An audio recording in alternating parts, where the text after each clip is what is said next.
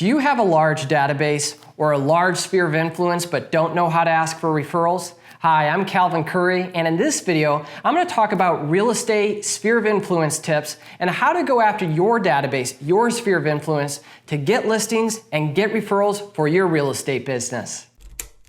Let's talk about some ways to stay in touch with your sphere of influence, to communicate with them, and to build that relationship and not just let it go dormant. So I know for me, when I was a new agent, I would go out and work really hard for a client. I would earn their business. I would help them buy or sell a home, and then I would disappear, never to talk to them again. And that was really stupid, because if you've been in real estate for a few years, chances are you've helped somebody buy or sell, and then later on, they relisted and you lost the listing because you didn't stay in touch. Everyone can empathize with that because probably everyone has had that happen. So let's talk about some ways to stay in touch with them, stay at the top of their mind, so to speak, without spending a fortune and without driving yourself nuts with cost. One of the best ways, and we'll talk more about this later, is social media. Social media is probably one of the easiest and fastest ways to connect with people and to engage with them on a personal level. So we'll go into more detail into social media here in a minute,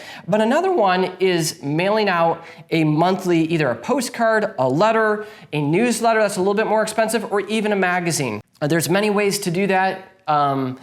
So that's another idea. Another one is to email useful resources or information or tips.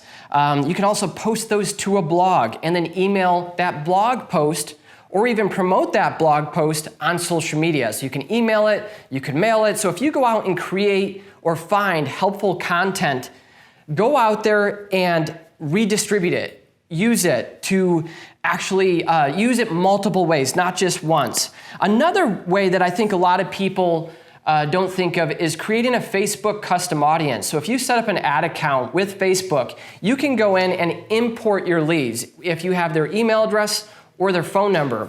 And you can create a custom audience, and then you can spend a really small budget to boost your content, even if it's just stuff to stay in touch or about a new listing or about a review that you got from somebody. Just paying to keep that in front of people that you've done business with. It's a fast and simple method, and it's really more just to stay in front of them so they don't forget about you. Another really old school method that is still effective is calling and having a phone conversations. Maybe once a quarter, you call all the people in your database that are likely to refer you and just touch base. See how they're doing. This doesn't have to be a complicated script. It's all about being natural, seeing how they're enjoying their home, if there's anything that you can help them do, like connect them with a contractor or answer a question or talk about the new listing that went down up for sale or sold down the road to explain how that affects their value. Another thing that a lot of people do is drop off either a gift or a helpful resource, and do that on a regular basis. Maybe once every 6 months,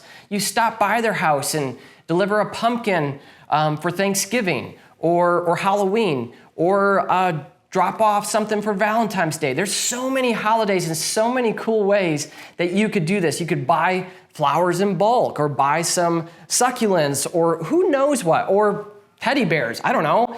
And you could drop it off. You could get them in bulk, drop it by, stay in touch. Little gifts like that could go a long way. It could be pretty affordable. And the other thing to keep in mind when you're going after referrals is grading them. Who are the referrals that are very likely to refer you, and which ones are never going to refer you? And obviously spend your time with the ones who are going to give you the most business and send you the most referrals, who know, like, and trust you the most. Another idea is doing parties, or going to social functions, or going to the local club if you're part of a club, or golfing, doing activities, sports. And then another one, I know this is stupid, really simple, is like breaking bread. Sitting down for coffee, breakfast, lunch, or dinner, or have them over to your house for a patio party if the weather's nice. So there's a lot of different ways that you can stay in touch with referrals, stay in touch with them, and get more referrals out of them. If you're there, chances are, if you're there, you're helpful, you're resourceful, etc. When they know somebody who's going to buy or sell, they'll refer them to you, especially if you're asking subtly. So if you enjoyed this video about how to get more real estate referrals, please like the video, subscribe to our channel to get more videos like it. And if you have any tips or strategies or ways that you generate referrals for your business, please post them in the comment. Let's start a conversation there and talk about all the different ways. Obviously, this was just the tip of the iceberg, and there's many ways to grow your business through referrals. So thanks for watching.